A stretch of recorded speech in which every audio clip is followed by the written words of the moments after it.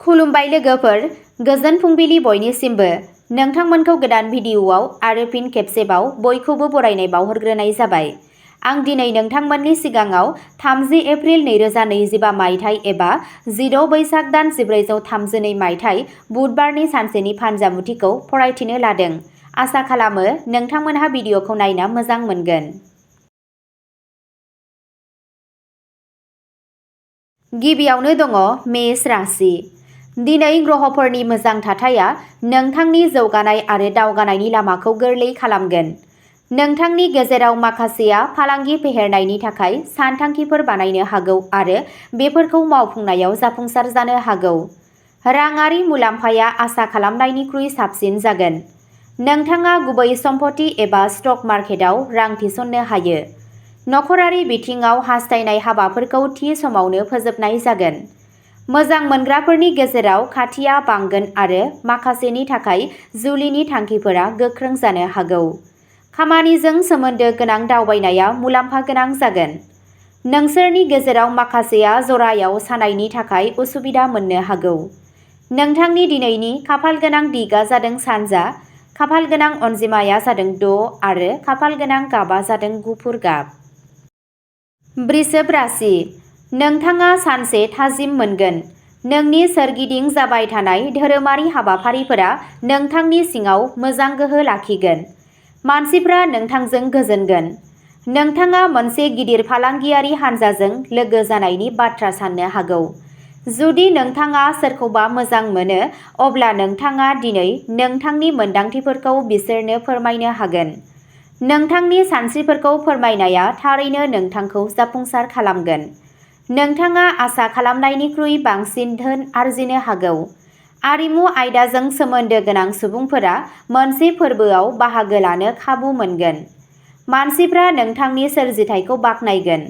दिनै नोंथाङा गावनि नखरजों लोगोसे देबि दुर्गानि गंसे थानसालियाव थांगोन।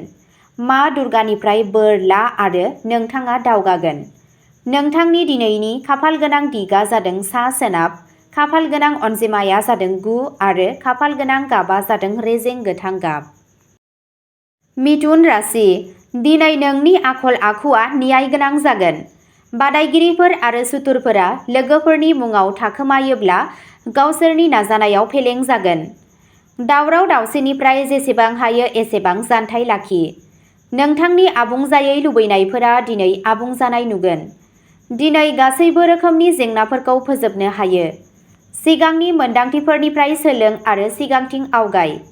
जाफुंसारनाया फैगोन आरो नोंथाङा सासे आंगोखौ लोगो मोनगोन। दिनै नोंथाङा माखासे मोजां खौरांजों गोसो गुदुं जानो हागौ। नोंथांनि दिनैनि खाफालगोनां दिगआ जादों सोनाब, खाफालगोनां अनजिमाया जादों 5 आरो खाफालगोनां गाबा जादों गोसोम गाब। कर्क राशि। कर्क राशिया इंगित होयो दि बेयो गोदान जागायजेन्नायनि सान जानो हागौ। नोंथांनि इसिं सानथौआ नोंथांखौ थार लामाथिं लामा दिन्थिनो हागौ। गोरोबलायनाय आरो बुजिनाया सोमोन्दोआव बांगोन। नखर आरो लोगोफोरजों सोमोन्दोखौ गोख्रों खालामगोन। खामानिनि जायगायाव लोगोफोरजों मोनसे साबसिन आबहावा थागोन। नोंथांनि दिनैनि खाफालगोनां दिगआ जादों खोला-सोनाब, खाफालगोनां अनजिमाया जादों 7 आरो खाफालगोनां गाबा जादों गोमो गाब। सिंह राशि। दिनै नोंथाङा बयजोंबो गावनि सोमोन्दोखौ साबसिन खालामनो थाखाय खामानि मावनांगौ। गुबैयै लोगोफोरजों नोंथांनि सोमोन्दोखौ गोख्रों खालाम। साख्रि नागिरग्रा लाइमोनफोरा मोनसे मोजां खाबु मोनगोन। नोंथाङा जायखिजाया खाबुफोरखौ गारनो नाङा। गारि बायदि बायदिनि सायाव नोंथाङा एसे सांग्रां जानांगौ। बे राशिनि बिजाब फानग्राफोरा दिनै मुलाम्फा मोनगोन। जुदि नोंथाङा माबा मोनसे मोजां खामानि मावनो सानदोंब्ला दिनैनि साना बेनि थाखाय मोनसे मोजां सान। देबि दुर्गानो मोनसे गोजा स्कार्फ जासि। मोजां मुवाफोरा नोंथांनि लामायाव फैगोन। नोंथांनि दिनैनि खाफालगोनां दिगआ जादों खोला-सानजा, खाफालगोनां अनजिमाया जादों 7 आरो खाफालगोनां गाबा जादों गोथां गाब। कन्या राशि। दिनै सासे थाखुमानाय बादायगिरिया नोंथांखौ गोरोन्थि फोरमान खालामनो गोख्रों नाजानो हागौ। सासे खाथि सोमोन्दोआरिनिफ्राय हांख्रायहरनाया नोंथांनि गोसोखौ सोलायगोन। नोंथांनि थालांनाय प्रम'शनआ नोंथांनि खामानिनि गेजेरजों फैगोन, जाय नोंथांनि खाथि खालानि सुबुंफोरनि थाखाय गोजोननाय लाबोगोन। नोंथाङा राङारि आयदाफोरखौ खान्थि बायदियै साजायनो हागोन। नोंथाङा नोंथांनि आरिमुआरि रोंग'थिखौ बांहोनो हागोन। नोंथाङा सासे जोबोद गोहोगोनां सुबुं। गोसो गुदुंखौ लाखि, मानोना बियो नोंथांनि खामानियाव मुलाम्फा होगोन। नोंथांनि दिनैनि खाफालगोनां दिगआ जादों सानजा, खाफालगोनां अनजिमाया जादों 2 आरो खाफालगोनां गाबआ जादों फान्थाव गाब। तुला राशि। नोंथाङा नोंथांनि गाहाय मावख'गिरिफोर एबा हेफाजाबगिरिफोरखौ गोनांथिनि गोसो गोनां आयदाफोरखौ बुजिनायाव मदद होनो हायो। फालांगियारिफोरा बायगिरिफोरनि सायख'नायाव गोसो होगोन, जाय बिसोरनो रांखान्थियारि मुलाम्फाबो लाबोगोन। मोजां मोनलायनायनि सोमोन्दोआव गोदैया थागोन। हाबा जायै सेंग्रा आरो हिनजावफोरा गावसोरनि जिउनि लोगोरिखौ नागिरनो हागौ। नोंथाङा नोंथांनि खुरमा बाहागिफोर आरो लोगोफोरनिफ्राय मोजां खौरां मोनगोन आरो नोंथाङा नोंथांनि नखराव मोनसे थुलुंगा होग्रा गोदान बिफाव लानो हागौ। नोंथांनि दिनैनि खाफालगोनां दिगआ जादों सानजा, खाफालगोनां अनजिमाया जादों 7 आरो खाफालगोनां गाबआ जादों गलापि गाब। वृश्चिक राशि। दिनै बिमा दुर्गानि बोरजों नोंथांनि गोसोआव थानाय खामानिफोरा आबुं जागोन। नोंथाङा लोगोफोरनिफ्राय माखासे मोजां खौरां मिजिंथिनो हायो।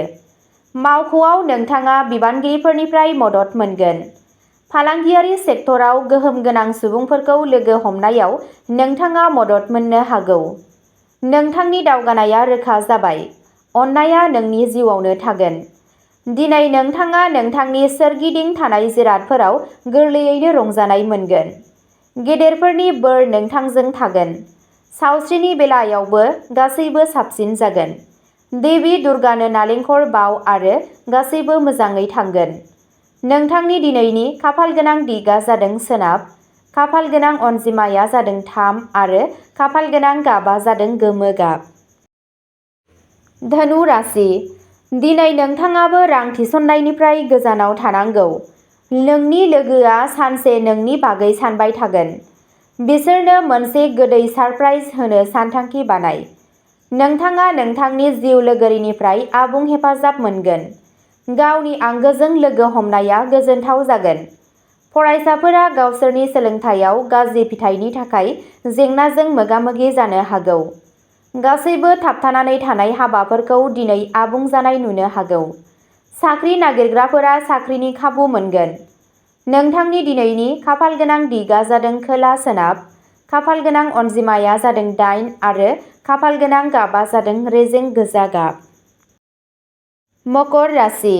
राङारि आयदाफोराव जौगानाय आरो माखासे फालांगियारि दावबायनायनि जाथावनाया सोमजिगासिनो थानायखौ नुनो मोनो।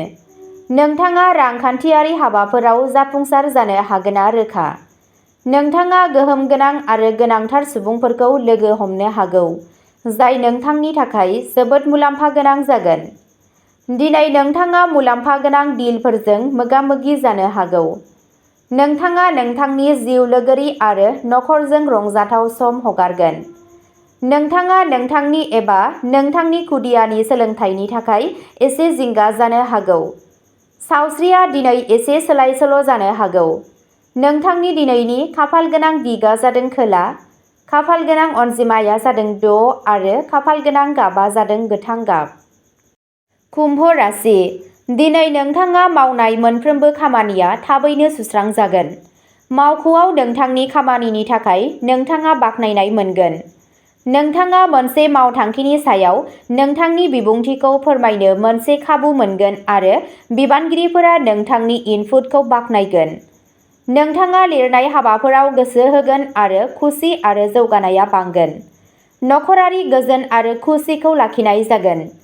नोंथाङा गावनि जिउ लोगोरिजों मोनसे धोरोमारि थावनियाव दावबायनो हागौ, जाय नोंथांनि सोमोन्दोखौ गोख्रों खालामगोन।